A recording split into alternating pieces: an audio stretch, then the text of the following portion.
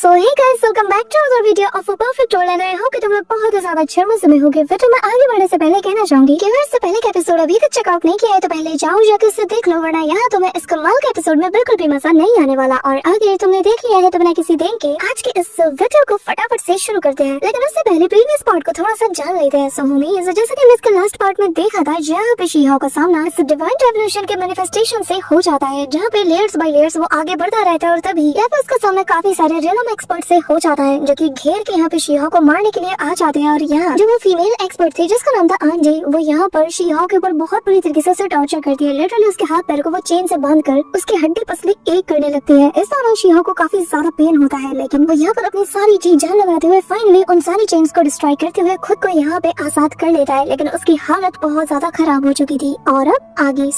हमारे पार्ट के स्टार्टिंग में हम यहाँ पे शी-हाओ को देखते हैं, जहाँ पे उस मिस्टीरियस पर्सन ने वापस से शी-हाओ को अपने इल्यूशनरी ट्रैप में फंसा दिया था। और यहाँ इस बार वो अपने ग्रैंडपा को देखता है, जो कि उससे कहता है कि शी-हाओ, तुमने ये ठीक नहीं किया। आखिर तुम मुझे अकेला कैसे छोड़ सकते हो? आखिर तुम मेरे साथ ऐसे कैसे कर सकते हो? तुमने मुझे क्यों नहीं ढूंढा? इतनी देर क्यों लगा दी? शी-हाओ ये सारा नजारा देखकर बहुत बुरी तरीके से पेन में था। अब तभी यहाँ पर उसे अपने फर्स्ट मास्टर की याद आती है, जो कि उनके सामने दर्द से छटपटाते हुए कहता है कि मुझे माफ करना, मैं अब और सर्वाइव नहीं कर सकता। ग्रेट एस्टिमेशन अब अपने लिमिट पे पहुंच चुका है। यहाँ पे एक के बाद इतने स्ट्रॉन्ग इल्यूजन्स के चलते शी-हाओ की हालत खराब होने लगती है। लेकिन तभी वो जो मिस्टीरियस कल्टीवेटर है जिसका नाम दुआन है, वो वापस से उसकी मेमोरीज के साथ छेड़छाड़ करते हुए एक और बहुत ही तगड़ा वाला इल्यूजन उसके सामने ले आता है, और वो थी हमारी प्यारी सी होलिंगर। और यहाँ इस दौरान शी-हाओ बहुत ज्यादा इमोशनल हो चुका था। और यहाँ होलिंगर शी-हाओ से बहुत प्यार से कहने लगती है कि मैं बस तुम्हें एक और बार देखना चाहती हूँ, पर क्या मैं सर्वाइव कर पाऊंगी? क्या मुझे वो दिन नसीब होगा कि जब मैं तुम्हें एक और बार देख पाऊंगी? अब तभी अचानक से सीन यहाँ का शिफ्ट होता है और अगले पल हम लिंगर को देखते हैं, जहाँ पर फॉरेन रियलम के कल्टीवेटर्स ने इसे बहुत बुरी तरीके से बांध के रखा था। इस पे वो लोग टॉर्चर कर रहे थे और शी-हाओ की यहाँ पे सटक चुकी थी। वो समझ नहीं पा रहा था कि आखिर चल क्या रहा है। अब यहाँ पे वो पर्सन कहने लगता है कि जरा देखो लड़के, ये वही फ्यूचर है जिसका कि आगे चल के तुम सामना करोगे, पर अफसोस की बात है कि जिस फ्यूचर के लिए तुम इतना ज्यादा आज यहाँ डेस्परेट होकर लड़ रहे हो, वो फ्यूचर तो दिखने में कुछ ऐसा होगा। यहाँ पे शी-हाओ को लग रहा था कि शायद ये एंशिएंट बैटलफील्ड होगा। तभी उसका सिर और जोर से घूमता है। वो उसे पकड़ते हुए कहता है कि अच्छा, तो ये मेरा फ्यूचर है, ये कोई बैटलफील्ड नहीं। मैंने अभी जो देखा ये सच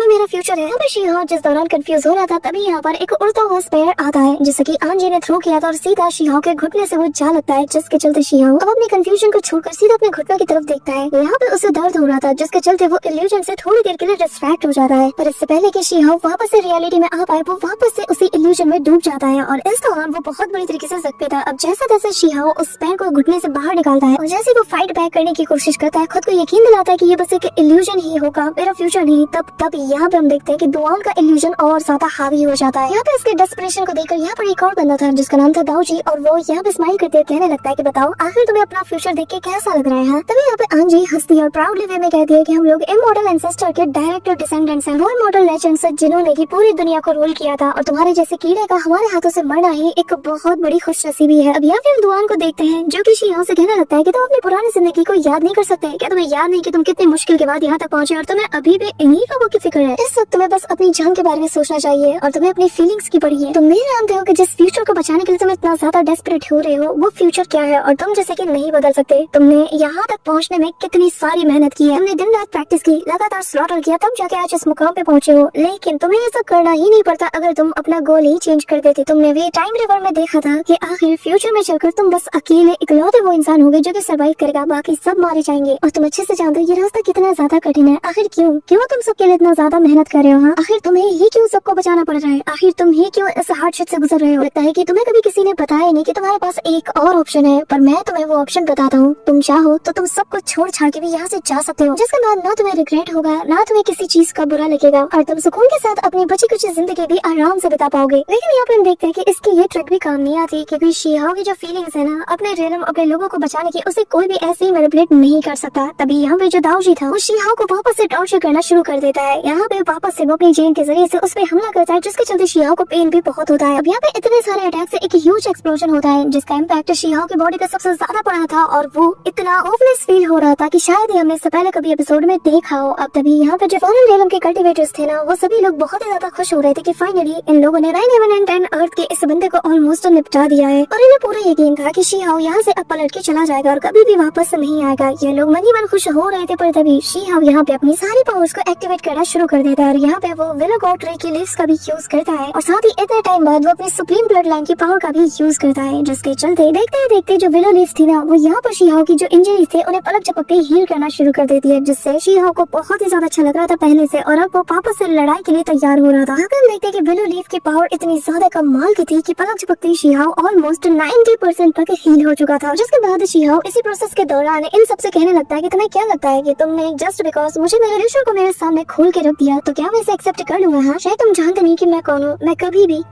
ऐसे फेट को या फिर ऐसी डेस्टिनी को एक्सेप्ट ही नहीं करूंगा जहाँ पर मेरे साथ ना हो। अगर तुम लोग मुझसे ये चाहते हो कि मैं चुपचाप खड़ा होकर ये सब कुछ देख और इसे एक्सेप्ट कर लूं तो जान लो मैं सब कुछ बर्बाद कर दूंगा, लेकिन मैं कभी भी हार नहीं मानूंगा और ना ही इस चीज को एक्सेप्ट करूंगा। तभी शीहाओ यहाँ पर थंडर एम्परर के फैंटम को अनलीश करता है और यहाँ उसका फैंटम देख के साथी सभी शॉक थे और शीहाओ कहने लगता है कि जो भी मेरे रास्ते में आने की कोशिश करेगा मैं उसे मिटा के रख दूंगा, और स्पेशली तुम जैसे लोग जो कि खुद को सबसे ज्यादा सुपीरियर समझते हैं, ऐसे लोगों को तो मैं सबसे पहले चुन चुन के मारूंगा, क्योंकि मैं वो डिस्ट्रक्शन हूँ जो कि फ्यूचर को बदलने के लिए पैदा हुआ है, ना कि उसे एक्सेप्ट करने के लिए। यहाँ पे हम देखते हैं कि ऑन द स्पॉट शीहाओ पलक झपकते थंडर एम्परर के आर्मर को भी अपने ऊपर पहन लेता है और जैसे ही वहाँ मौजूद लोग ये देखते हैं कि इसने तो थंडर एम्परर के आर्मर को पहन लिया, जिसका मतलब ये है कि थंडर को ये समन कर पाएगा, सबके सब डर के मारे एक दूसरे की ओर देखने लगते हैं। तभी यहाँ पर आंजी इन सभी से कहने लगते हैं कि अगर तुम लोग मुंह क्या देख रहे हो, क्या तुम्हें नजर नहीं आ रहा कि आखिर वो क्या करने वाला है? सबके सब इसी वक्त पीछे हटो। अब यहाँ क्योंकि शीहाओ ने थंडर एम्परर के आर्मर को समन किया था, यानी उसे पहना था, तो यहाँ थंडर पोल भी एक्टिवेट होते साथ ही उसके अंदर से काफी सारे बड़े बड़े थंडर ड्रैगन्स को बाहर वो अनलीश करता है। अब यहाँ इतने सारे ड्रैगन्स को बाहर आता हुआ देखकर आंजी समझ जाती है कि अगर इसे हमने जल्दी खत्म नहीं किया तो फिर हम में से शायद कोई भी यहाँ से सही सलामत तो जा नहीं सकता। अब तभी वो यहाँ पर काफी सारे गोल्डन स्वॉर्ड के जरिए से हमला कर देती है। वापस से वो अपनी जो मिलियन ऑफ स्वॉर्ड टेक्निक है उसका यूज करती है, जो देखकर शीहाओ भी काउंटर अटैक करता है और जैसे ही दोनों के अटैक आपस में कोलाइड करते हैं, यहाँ पर एक ह्यूज एक्सप्लोजन होता है। इतना तगड़ा वाला इसका इम्पैक्ट था कि आसपास पूरा का पूरा स्पेस इसके जरिए से ट्रेम्बल कर जाता है। अब आंजी उस शॉक वेव के इम्पैक्ट को देखकर वो खुद भी हैरान थी। बस फिर क्या, शीहाओ को मौका मिल जाता है, वो पलक झपकते ही सीधा पहुंच जाता है उस बंदे की तरफ जो कि तब से मैनिपुलेट कर रहा था, यानी कि दुआन की तरफ, और शीहाओ फुल किलिंग इंटेंट के साथ कहने लगता है कि तुम्हारी हिम्मत कैसे हुई है तुम लोग मेरी अपनी फीलिंग्स अपनी मेमोरीज का सहारा लेकर मुझे मैनिपुलेट करो, किसकी सजा सिर्फ मौत है। ये कहते हुए शीहाओ जैसे इसकी तरफ अटैक करने जाता है तो यहाँ दुआन अपने आसपास एक बैरियर को बना लेता है, और ये तो शीहाओ को बस एक डिकोय था, क्योंकि वो कभी भी खुद के जरिए से अटैक नहीं करने वाला था, बल्कि वो यहाँ पर इमीडिएटली जो थंडर एम्परर है उसके जरिए से अटैक करवाता है, जिसके हाथ में थंडर हैमर भी था, और यहाँ वो चला के उस हैमर को सीधा उस बैरियर पे दे मारता है। और ये जो थंडर एम्परर की सिंगल स्ट्राइक थी, इसके अंदर इतनी ट्रेमेंडस पावर शामिल थी कि पलक झपकते ही जैसे ही वो हैमर उस बैरियर से टकराता है, ऑन द स्पॉट ये कोलैप्स कर जाता है। और क्योंकि दुआन जो था वो सबसे आगे था तो उसके ऊपर सबसे ज्यादा इम्पैक्ट पड़ा था। सेकंड के आधे हिस्से में उसकी बॉडी यहाँ से नथिंगनेस में बदल जाती है, लेकिन बाकी के जो लोग थे ना,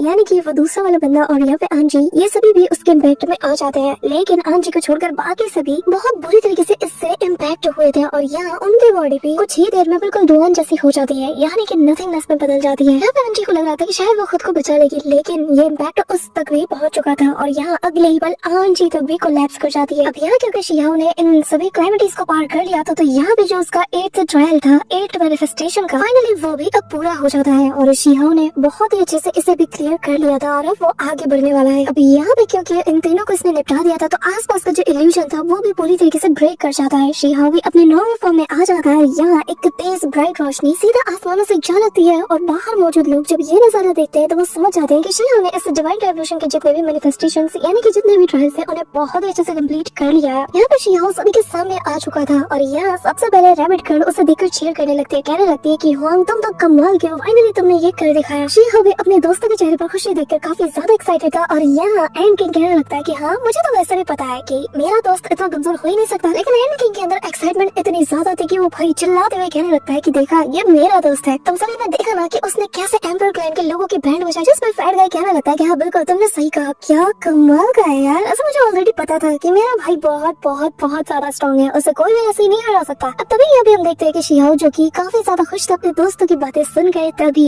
यहाँ पे उसे कुछ अजीब सा फील होता है। इससे पहले कि वो रिएक्ट कर पाता उसके पीछे एक पोर्टल ओपन होता है, जिसके जरिए से एक बहुत ही खतरनाक सा अटैक सीधा शीहाओ के कान के पास से सीटी बजाते हुए निकलता है। और ये अटैक जो था ये 3 कंबाइंड पावर का मिक्सअप था, लेकिन शीहाओ की आंखें तो खुली की खुली रह जाती हैं जब ये अटैक उसके कान के पास से सीटी बजाते हुए बिल्कुल सामने की ओर जा रही थी। और सामने कौन था? उसके 3 दोस्त। शीहाओ इमीडिएटली उन्हें बचाने के लिए जाने ही वाला था कि बूम, एक जोरदार एक्सप्लोजन होता है। यहाँ चारों तरफ बस डिस्ट्रक्शन ही डिस्ट्रक्शन देखा जा सकता था। यहाँ पे उसके दोस्तों के साथ उसकी बॉडी छोड़ देती है और वो लोग अनकॉन्शियस होकर गिरने लगते हैं। शीहाओ के आंखों के सामने उसके सारे के सारे लोग मारे जा रहे थे। शीहाओ बुरी तरीके से स्पीचलेस हो जाता है। वो यहाँ अपने दोस्तों को बचाने के लिए चाहता है, उन्हें आवाज देता देता है, लेकिन तभी यहाँ पर उसके सामने दुआन का फिगर अपीयर हो जाता है जो कि उसे घूरने लगता है और उसे पीछे की ओर सप्रेस करते हुए कहने लगता है कि शीहाओ क्या हुआ, डर लग रहा है? जरा देखो तुम्हारा फ्यूचर बिल्कुल नहीं बदला, लेकिन ऐसा क्यों होता है कि हर बार तुम सबको बचाने जाते हो लेकिन एट द एंड तुम ही अकेले रह जाते हो। कहते हुए वो शीहाओ के ऊपर अपना इल्यूजन और ज्यादा टाइटली होल्ड कर लेता है, जिसके चलते शीहाओ समझ जाता है कि शायद ये भी इसी का कोई इल्यूजन होगा, लेकिन वो कंफर्म नहीं था। पर अगले ही पल यहाँ पे वो खुद को किसी और जगह पे पाता है जो कि बर्फीली जगह थी, और यहाँ शीहाओ बेसिकली 9th मैनिफेस्टेशन यानी कि 9th ट्रायल के लिए आ चुका था, जहाँ हम शीहाओ को काफी ज्यादा इंजर्ड पाते हैं जो कि बर्फीले वादियों में चल रहा था और उसकी बॉडी पूरी तरीके से खून से लथपथ थी। यहाँ पे शीहाओ ने जो सूट पहना है वो और कुछ नहीं बल्कि इमोर्टल स्कल्पचर आर्मर है। तो गाइस यहाँ पे मैं तुम्हें बता दूं कि यहाँ पर शीहाओ का फ्यूचर वर्जन दिखाया जा रहा है, तो कंफ्यूज होने की जरूरत नहीं है। अब यहाँ उसके इस इल्यूजन में सभी लोग उसे बता रहे थे कि जरा अच्छे से देखो, ये वो फ्यूचर है जैसे कि तुम बदलने का सोच रहे थे, लेकिन एट द एंड ये नहीं बदला, तुम अपने ही लोगों के लाशों के ऊपर चलते रहोगे। पूरा 9 हेवन एंड 10 अर्थ तुम्हारे लोगों का कब्रिस्तान बनेगा और जिनके ऊपर चल के तुम अकेले की जिंदगी बिताओगे। अब आंजी और दुआन दोनों ही उसे बार बार मैनिपुलेट करते हुए उसे बार बार अपने फ्यूचर से रिलेटेड काफी सारी चीजें बताते हैं, लेकिन शीहाओ जब ये सारी बातें सुनता है तो एक पल के लिए वो भी यहाँ पे सोच पे पड़ जाता है और कहने लगता है कि आखिर ऐसा क्यों। तभी हम यहाँ पे प्रेजेंट टाइम के शीहाओ को देखते हैं जो कि इस खाई के दूसरी ओर खड़ा था और वो भी सामने का नजारा देखे जा रहा था, और तभी फ्यूचर का शीहाओ उसे देखकर कहने लगता है, हाँ मैंने शुरू से बहुत मेहनत किया, मैं अकेला ही सफर करता हुआ आ रहा हूँ और अकेला अभी भी हूँ, लेकिन तुम्हें कभी भी मेरे जैसा नहीं बनना है। तो क्या हुआ, तुम्हारा फ्यूचर अकेलेपन का है, लेकिन तुम अपना फ्यूचर पूरी तरीके से बदलने की ताकत रखते हो। तुम्हें और ज्यादा स्ट्रॉन्ग बनना है, इतना ज्यादा कि तुम कभी भी आज जो हाल अपना देख रहे हो अपनी आंखों के सामने वो ना देख पाओ। याद रखना, तुम्हें बहुत ज्यादा स्ट्रॉन्ग बनना है, इतना ज्यादा कि तुम उन सभी लोगों को प्रोटेक्ट कर पाओ जो तुम्हारे लिए सबसे ज्यादा अजीज है, जिन्हें तुम प्रोटेक्ट करना चाहते हो। यहाँ पे जब अपने ही सेल्फ की बात है, ये सारी चीजें शीहाओ सुनता है ना, यानी कि अपना यंग वाला शीहाओ, तो वो भी थोड़ी देर के लिए सोच में पड़ जाता है और उसके दिल में उसका दिल बहुत पहले से ज्यादा और स्ट्रॉन्ग होने लगता है और वो याद करता है कि आखिर वो यहाँ तक क्यों आया है, कैसे उसने बचपन से मेहनत की है। अब यहाँ पे शीहाओ पूरी तरीके से कॉन्फिडेंट था, धीरे धीरे करके जो इल्यूजन था वो पूरी तरीके से हटने लगता है और अगली बार शीहाओ अपने फ्यूचर सेल्फ की तरफ अपना हाथ बढ़ाते हुए कहने लगता है कि चिंता मत करो, मैं तुम्हें कभी भी इस हालत में नहीं छोड़ूंगा, मैं तुम्हें भी निकाल के रहूंगा। तभी यहाँ पे जो फ्यूचर का शीहाओ इससे पहले कि कुछ कर पाता, तभी अचानक से उसके सामने का नजारा बदल जाता है। ये देखकर हमारा प्रेजेंट का शीहाओ भी काफी ज्यादा कंफ्यूज हो जाता है, चारों तरफ यहाँ पे डार्कनेस छाने लगती है और अगले ही पल शीहाओ खुद को जो विला गॉड है उसकी ट्रू बॉडी यानी कि उसी ब्रोकन ट्री के सामने खुद को पाता है। इसके चलते यहाँ पे डार्कनेस और ज्यादा बढ़ने लगती है। अब तभी शीहाओ के पास से एक मिस्टीरियस पर्सन गुजरता है और ये और कोई नहीं बल्कि शीहाओ का फ्यूचर का वही वर्जन है जिसने कि इस वक्त थंडर आर्मर को पहना था, और वो शीहाओ के सामने आकर कहने लगता है कि क्या सोच रहा हो, यही तो तुम चाहते थे, तुमने सब कुछ कर लिया, तुमने अपने दोस्तों, अपने प्यार, अपने घर परिवार सबको बचाने के लिए सब कुछ किया, यहाँ तक कि तुमने न जाने कितने सारे सैक्रिफाइसेस भी किए, बट एट द एंड ये सब कुछ नाकाम रहा क्योंकि हेवन एंड अर्थ का जो दाव है वो अभी भी इनकम्प्लीट है। जिसके चलते तुम लाख कोशिश कर लो लेकिन कभी भी तुम्हारे ये लोग इमोर्टैलिटी के रास्ते पर नहीं पहुंच सकते और ये लोग तुम्हारे साथ साथ कभी भी इमोर्टल नहीं बन सकते। यहाँ पे प्रेजेंट टाइम का शीहाओ जब ये सारी बातें सुनता है तो वो कहने लगता है कि नहीं, ये बिल्कुल इम्पॉसिबल है क्योंकि मैंने सब कुछ किया है और मैंने बॉडी एज अ सीट के पैथ को भी अपनाया है, मैं उस पे चल रहा हूँ और मुझे एक उम्मीद है कि ये वो रास्ता है जिसके जरिए से मैं सबको बचा लूंगा, क्योंकि फ्यूचर को बदलने के लिए जो जो चीज चाहिए मैं ऑलमोस्ट सब कुछ हासिल कर चुका हूँ। एक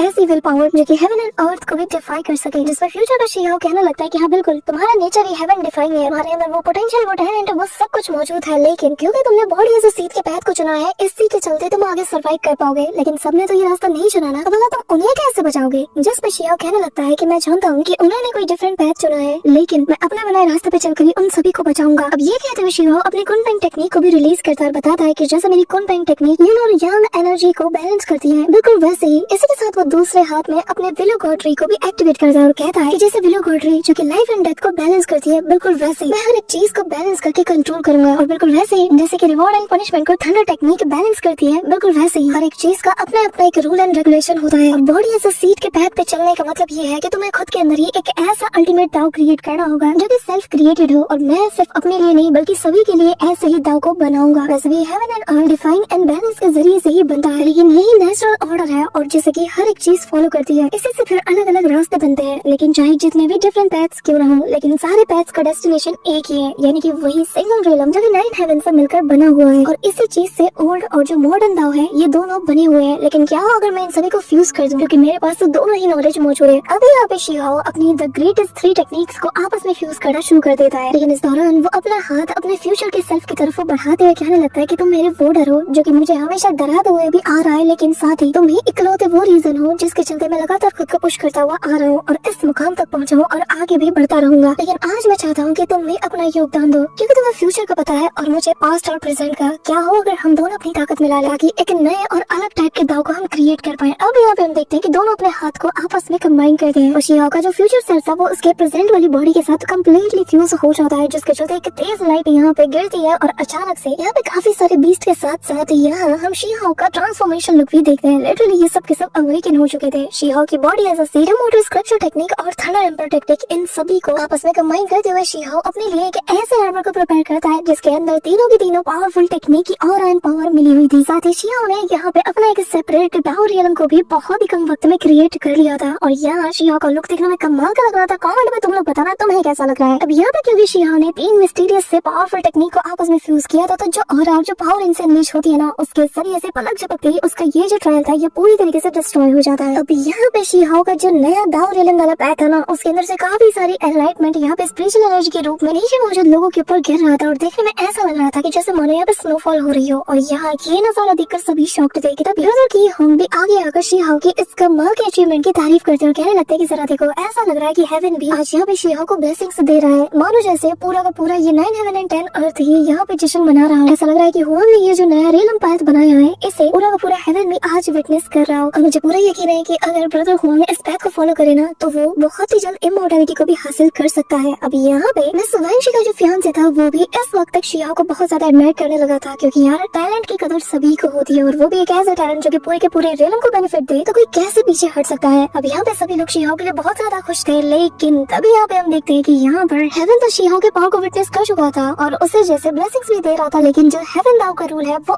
एक्शन में आ जाता है। अब यहाँ पे तभी हम देखते हैं कि अचानक से शिहाओ के हाथ पैर को जकड़ दिया जाता है, क्योंकि शिहाओ ने हेवन दाव रियलम के होने के बावजूद भी अपना सेपरेट एक रियलम बनाया था जो कि रूल को कहीं ना कहीं डिफाई करता है, जिसके चलते यहाँ पे देखते हैं कि डिवाइन पनिशमेंट का प्लेटफॉर्म एक्टिवेट हो चुका था। एक बहुत बड़ी सी तलवार शिहाओ की गर्दन काटने के लिए आगे बढ़ रही थी, जो देखते साथ ही यहाँ पर जो वैंग फैमिली का जो एंसेस्टर था ना, उसकी खुरापाती यहाँ पे शुरू हो जाती है। और यहाँ पे जिन जैन को यानी कि जो मेरे सुवांशी का फियांसे है उसे अपने प्लान के बारे में बता देता है कि कैसे जब शिहाओ के ऊपर ये जो डिवाइन अटैक होगा ना, तो तभी मैं उसकी बॉडी के अंदर हमारे वैंग फैमिली का ये ट्रेजर डाल दूंगा, जिसके जरिए से उसके सोल को हम बहुत बुरी तरीके से डैमेज कर पाएंगे और शिहाओ भी कुछ भी नहीं कर पाएगा, क्योंकि तब तो उसका सर कट चुका होगा। यहाँ पे जिन जैन को भी समझ नहीं आ रहा था कि आखिर वो ऐसा क्यों कर रहा है, लेकिन कहीं ना कहीं जो फैमिली की जो रिस्पॉन्सिबिलिटीज है उसे तब वो याद आ जाती है और वो उसे ऐसा करने के लिए अलाउ करता है। और तभी यहाँ पे ये बंदा शिहाओ के बॉडी की तरफ अपने वैंग फैमिली का वो जो ट्रेजर था, जो कि असल में प्योरीफाइड 100 ड्रैगन्स था, वो उन्हें उसकी तरफ छोड़ चुका था। और जैसे ये ड्रैगन शिहाओ के बॉडी के अंदर एंटर होकर उसकी सोल पे अटैक करते हैं, इस दौरान शिहाओ के ऊपर हेवनली पनिशमेंट भी लग चुका था, जिसके चलते यहाँ पल भर में ही एक ह्यूज एक्सप्लोजन होता है। शिहाओ जो कि काफी हद तक डैमेज हो चुका था, लेकिन वैंग फैमिली के एंसेस्टर काफी ज्यादा खुश होते हुए कहने लगता है कि फाइनली मैं इसी वक्त का तो कब से इंतजार कर रहा था कि कब इसकी बॉडी इस कदर इंजर्ड हो जाए कि हम इसकी सोल को कंट्रोल कर ले और ये हमारा पपेट बन जाए। तो शुक्र मनाओ कि क्योंकि मैंने तुम्हें अपना पपेट बना लिया, तो ये जो हेवनली दाव पनिशमेंट था ये एंड मौके पे ही डिसअपीयर हो गया, जिसके चलते तुम जिंदा हो और अब से तुम्हारी ये सबसे ज्यादा स्ट्रॉन्गेस्ट बॉडी, तुम्हारी टेक्निक्स और तुम्हारे सब कुछ हमारी वैंग फैमिली का हिस्सा होगा और तुम खुद भी हमारे वैंग फैमिली के पपेट होगे। वो काफी जोर जोर से हंसता है, जो सुनकर शिहाओ के सारे दोस्त काफी ज्यादा गुस्से में आ जाते हैं, साथ ही उसका भाई भी। अब ये तीनों मिलकर इस पे हमला करने वाले थे कि तभी वो बंदा यहाँ पे शिहाओ की प्रीमोर्टाइल स्पिरिट को दिखाते हुए कहता है कि जरा देखो, इसकी सोल मेरे कब्जे में है, कुछ भी करने की कोशिश करोगे ना तो सबसे पहले मैं शिहाओ की सोल को ही डिस्ट्रॉय कर दूंगा। अब यहाँ पे हम देखते हैं कि वो लोग बेबस होकर वहीं पे रुक जाते हैं और तभी यहाँ पे वो जो एंसेस्टर था वो शिहाओ से कहने लगता है कि अब मेरे पास आओ। यहाँ पे शिहाओ भी बिल्कुल किसी पपेट की तरह उसके पास चला जाता है और यहाँ पर ये बेशर्मी के साथ कहने लगता है कि बहुत अच्छे, अब जो तुमने जो भी इनहेरिटेंस, जो भी तुम्हारी टेक्निक है और जो भी तुमने स्ट्राइल्यूशन से और इस ट्रायल से हासिल किया है, सब कुछ चुपचाप मेरे हवाले कर दो। अब यहाँ पे शिहाओ भी बिल्कुल किसी गुलाम की तरह कहने लगता है कि जी मास्टर, आपकी बात मैं समझ गया। और तभी शिहाओ अपना हाथ उठाता है, ये देखकर सभी शॉक थे, लेकिन अगले ही पल शिहाओ मुट्ठी टाइट करता है, घुमा के एक जोरदार पंच उसके फेस पे चढ़ता है और कहने लगता है कि और चाहिए। जिसके बाद वो पकड़ता है इसकी मुंडी को और ले जाता है हवा में, खूब लिटा लिटा के मारता है और कहता है कि मैंने आज तक जितने भी मेरे दुश्मन देखे ना, वो सभी इस कदर के लालची थे कि लोगों को या तो मेरी टेक्निक्स चाहिए थी या फिर मेरे मेथड्स चाहिए थे या फिर कोई मेरे फ्यूचर से ही चलता था, लेकिन तुम तो डेढ़ होशियार निकले। हाँ, तुम्हें मेरी बॉडी में इंटरेस्ट है। जिसके बाद वो एक जोरदार किक मार के इसे बिल्कुल लिटा के रख देता है। अब तभी शिहाओ के बॉडी के अंदर वो जो थंडर ड्रैगन की जो प्योरीफाइड स्पिरिट थी, जो कि वैंग फैमिली का एक नेशनल ट्रेजर माना जाता है, यहाँ पे शिहाओ तो अपनी गोल्डन बटरफ्लाई को इसे डिवोर करवा देता है। इसी के साथ शिहाओ तेजी से आगे बढ़ता है। अब यहाँ पे फ्रेडगेस से पूछा जाता है कि आखिर तुम जा कर रहे हो, जिसपे वो कहने लगता है कि ये तो कुछ शुरुआत है, अब मुझे इस अल्टीमेट रियलम में जाना है। अब तभी यहाँ पे सभी को आसमान में एक और रियलम नजर आता है, जिसे देखकर सभी शॉक्ड हो जाते हैं और वो लोग कहने लगते हैं कि क्या वाकई में हमारे 9 हेवन एंड 10 अर्थ के ऊपर भी इतना जायंट सा कोई रियलम एग्जिस्ट करता है। तभी यहाँ पे शिहाओ जैसे ऊपर की ओर पहुंचता है, यहाँ पर हमें फॉर द फर्स्ट टाइम उन्हीं जन रियलम्स को दिखाया जाता है जो कि आज तक 9 हेवन एंड 10 अर्थ की आंखों से छिपा हुआ था, लेकिन शिहाओ ने आज सभी को उजागर कर दिया है। अब